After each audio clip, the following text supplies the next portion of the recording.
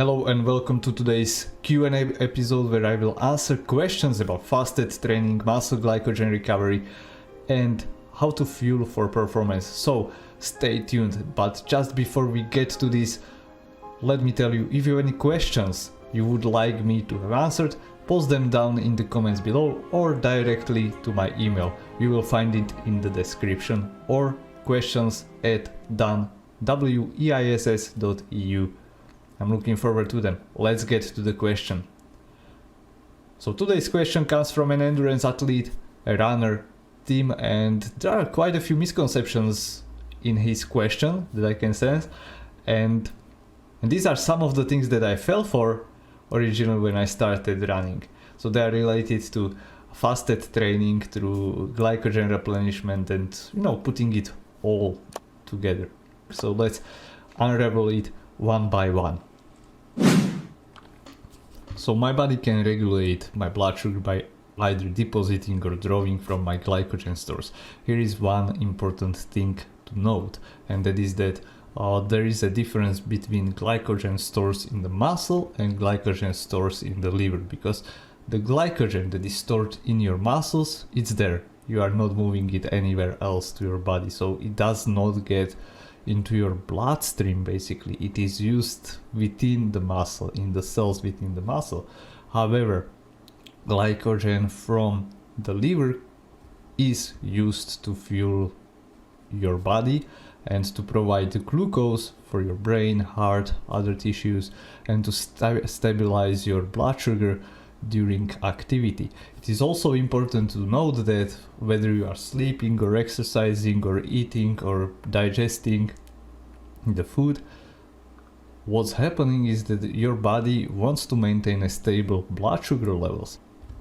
And we will talk about this more today, because this is like the stepping stone, basically what the whole fasted training promoters are building their argument on.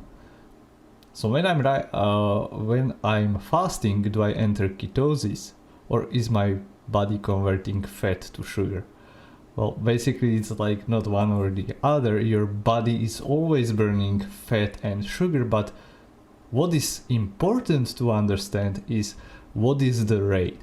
So in a ketosis, your body will be preserving the sugar. It will be using it as because it doesn't have it, it will be trying to preserve it. It will use it only for those things that are really necessary. So for example, if you start sprinting or exerting yourself, if you are in a very stressful situation, and to fuel your heart and brain. But besides that, it will be predominantly using fatty acids, ketone bodies, and the glucose will be about just this 10% of the energy, because what our body cares about is energy, and energy can be created from either these fatty acids, ketone bodies, or glucose. But these proportions are what are important. So in the end of the day, there are different mechanisms, like hundreds if not thousands, that are involved in all of this. But what we care about as a practitioner, or you as an athlete, is what is the outcome of all of these processes. So this is a big caveat or huge mistake when people look at one certain mechanism and they are building either their argument or their whole logic based on one or two mechanisms, while we have hundreds or thousands of these mechanisms that if you change one, you will change the whole it will have a cascade effect on everything else. So this is important to understand. So getting back to your question, if you are fasting, do you enter ketosis? Well, this depends, like how long you have been fasting and what is your availability of glucose.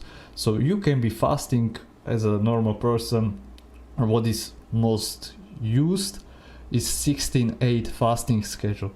And during that schedule, when you fast for 16 hours, you are not entering ketosis anytime soon. So you would need about 3 days, but you can quicken that process by doing high intensity exercises that deplete your glycogen stores.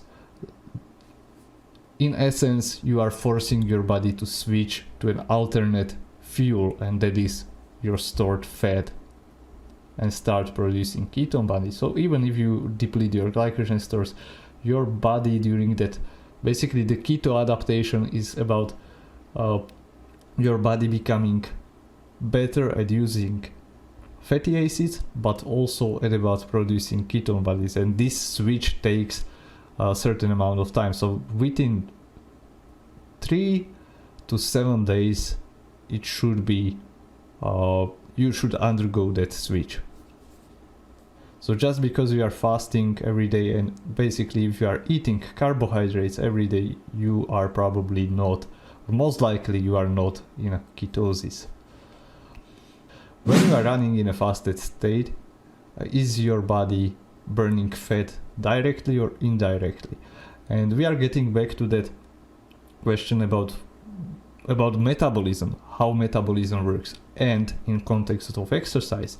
So what we are concerned about is how body produces energy, and that is ATP. It's the energy unit, or adenosine triphosphate.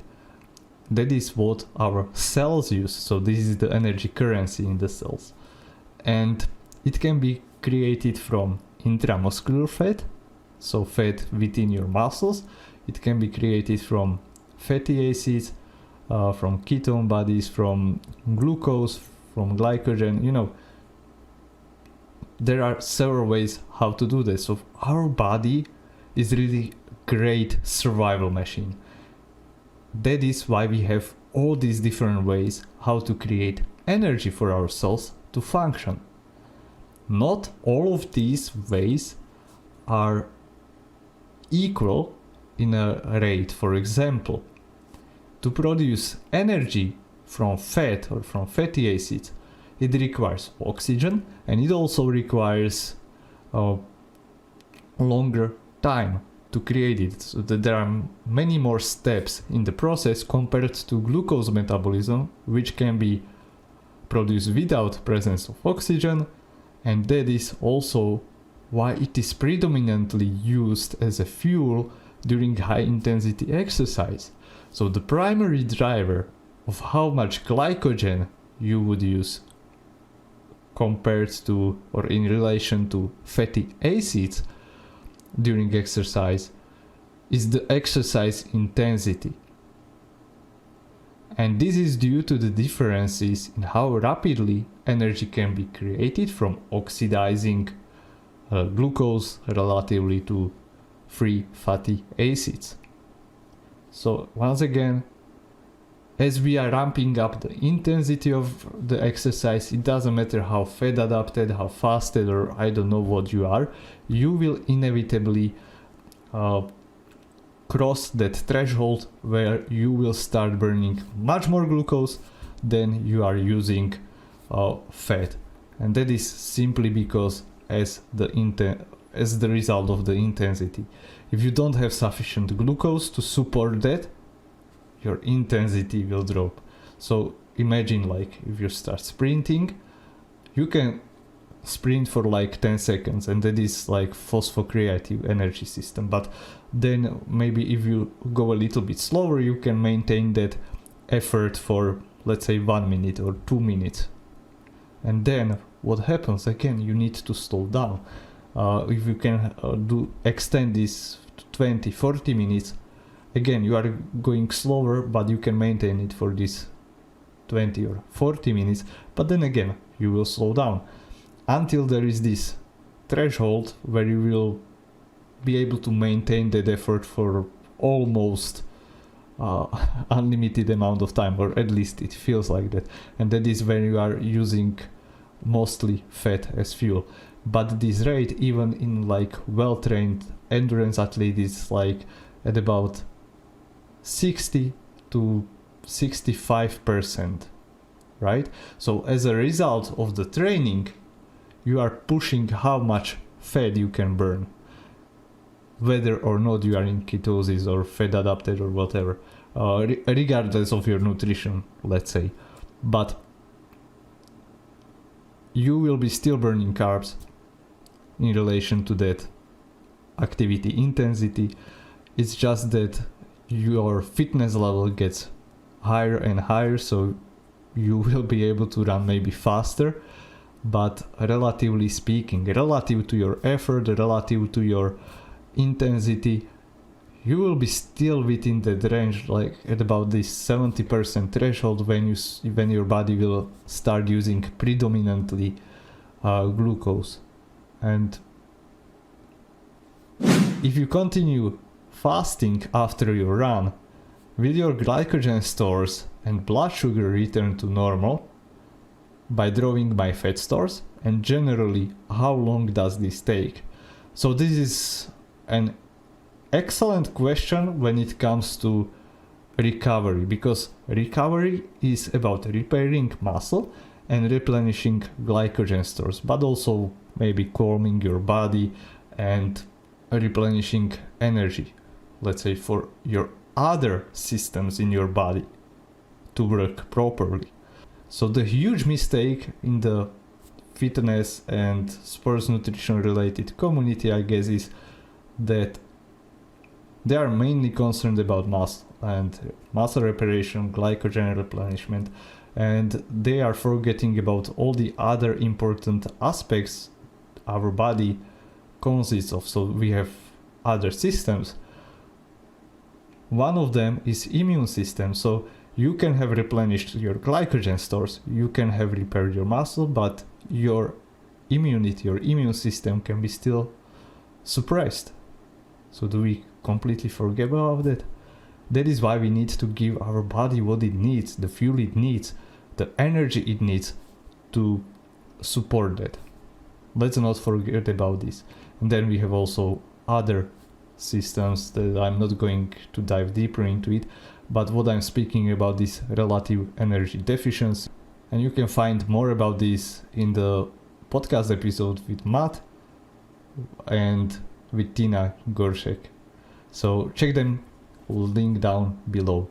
Getting back to your question, after fasted run, will my glycogen stores and blood sugar return? As we said, the blood sugar is tightly regulated and it will stay at about the same level. But glycogen replenishment is the main thing that is spoken about within elite endurance athletes. So we are not really concerned about the glycogen replenishment within people who train, let's say, once a week or 2 or 3 times a week. But the more often you train, and regardless of the intensity that you train, muscle glycogen replenishment becomes bigger and bigger issue.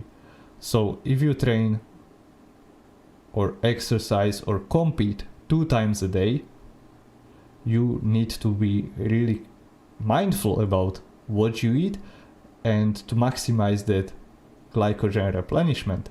So you want to be eating you want to be eating high glycemic foods that will aid that glycogen replenishment, and they are fastest to absorb and the fastest to incorporate.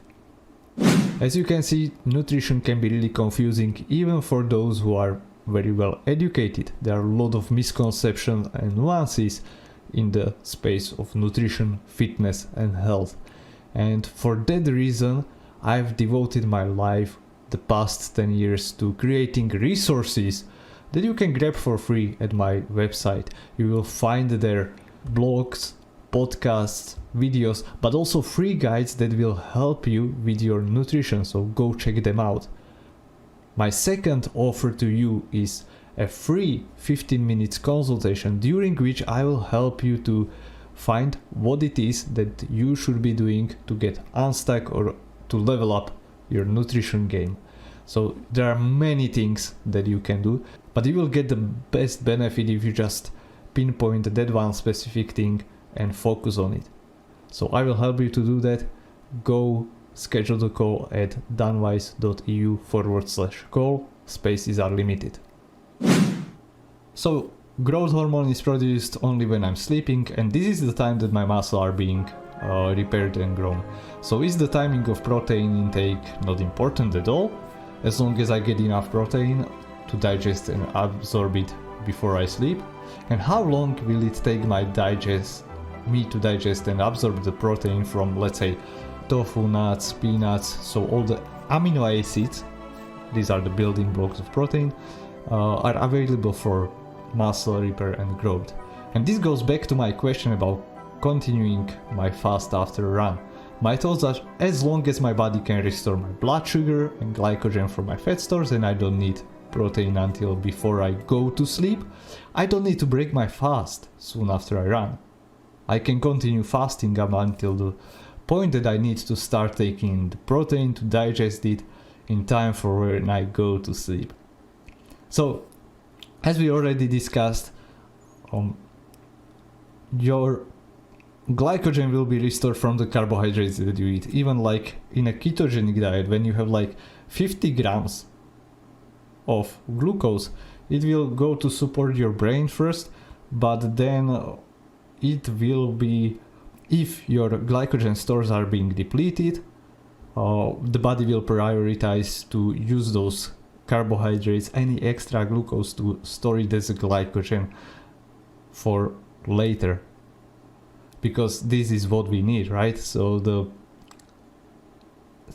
thinking behind that is, if you had to really run from a lion in nature or something like that, you want to have those glycogen stores there, because this is readily available fuel for your body, for your working muscle. It's not going to wait for your fatty acids, so stored fat to be released in form of fatty acids, then go through Krebs cycle several times to produce glucose. Also that this can happen, right?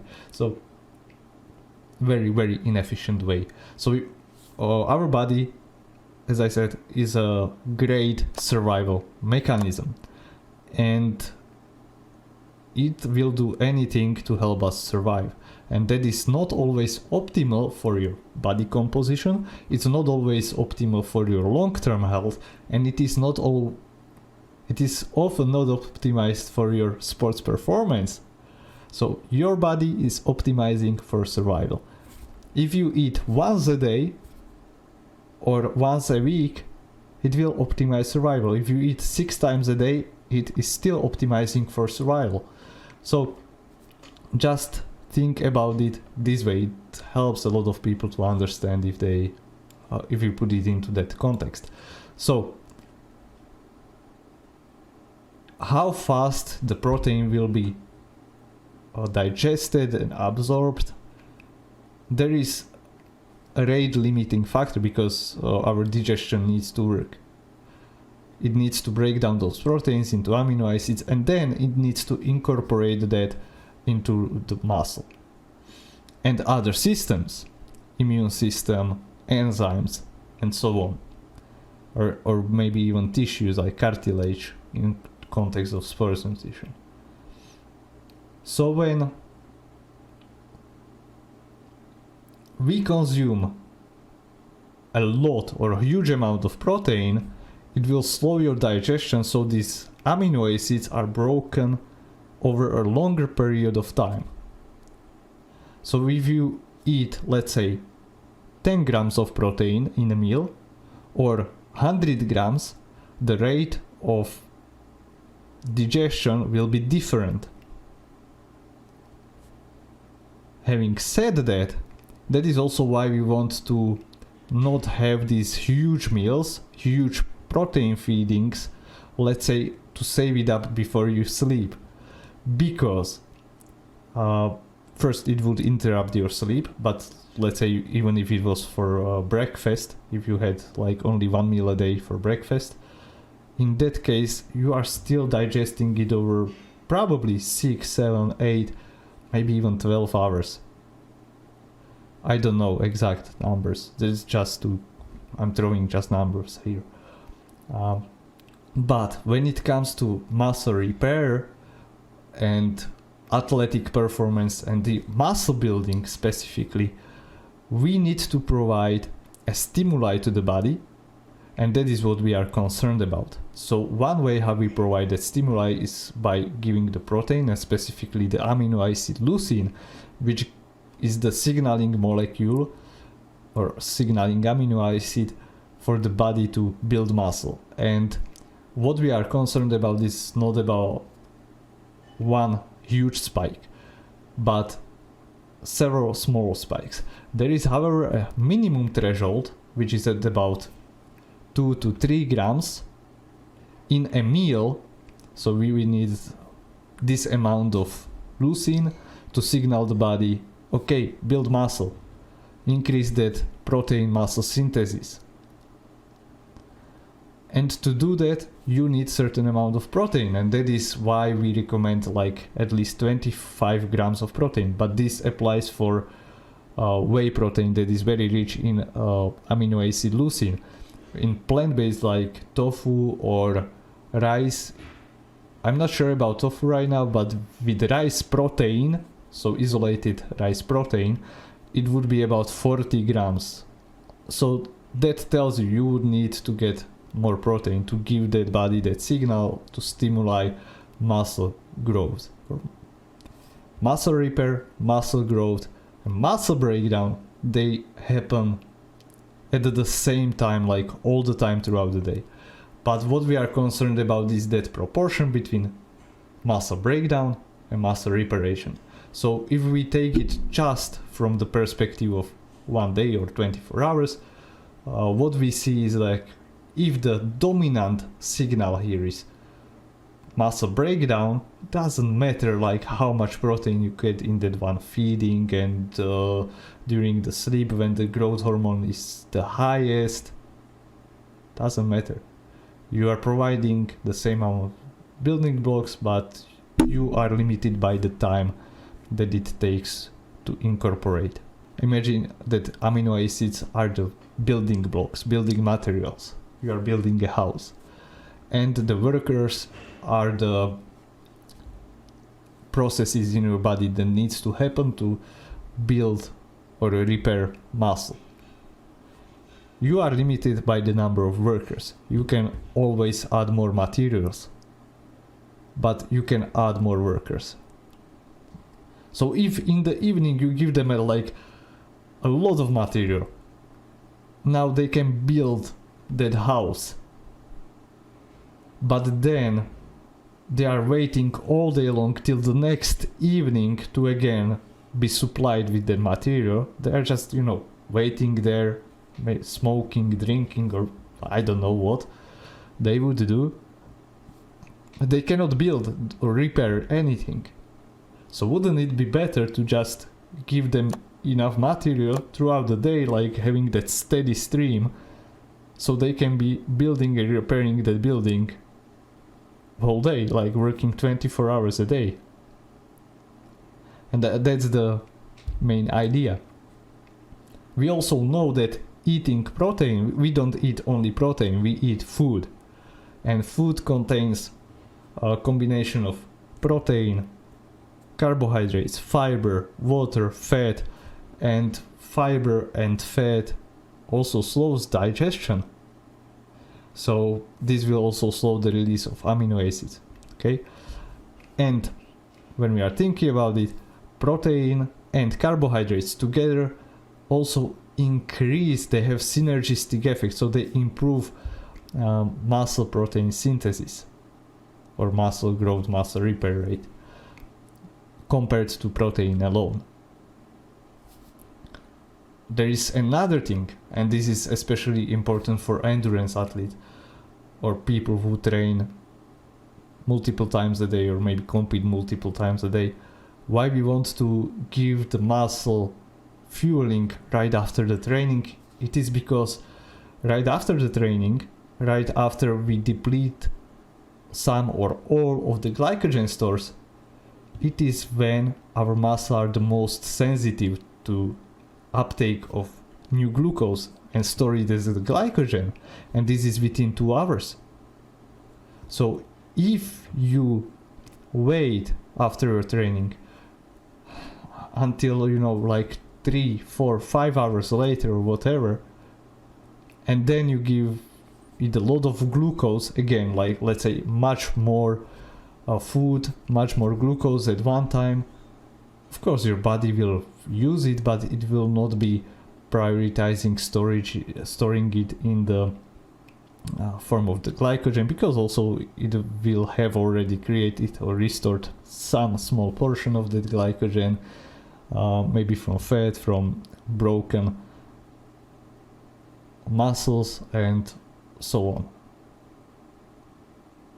So guys, the big picture here is, let's not reinvent the wheel, let's not try to scratch our head, you know, or scratch our ear over the head.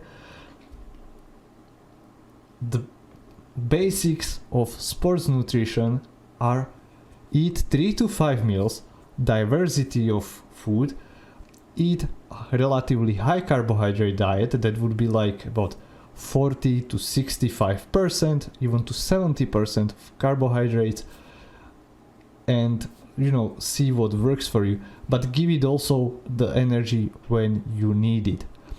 Once again, I mentioned relative energy deficiency, and there is an emerging evidence that shows that giving your body, let's say, glucose, carbohydrates when your body doesn't need it, so maybe in the evening when you are not active, but being energy deprived when you are training hard, it still has negative effect on your body. So give your body what it needs when you need it. Prioritize nutrition around your training, and don't fall for those practices that are really suboptimal at best and even hurt athletic performance of athletes over a long period of time when they are practiced that way, such as fasted training or eating one meal a day and such. Hope this helps. If you want to learn more, then check also all the resources that I've linked down below in the description. You will find a lot of interesting things. I would also like to invite you to check all my guides, including 2-week high protein meal plan for vegans, and also all the amazing interviews and blog posts I have created over the 10 years that I've started my website. You can find them at danweiss.eu, link is in the description. For the guides, check weiss.eu/guides. If you have any questions or comments, you know what to do. And if you like this video, you know what to do. Like, share and subscribe.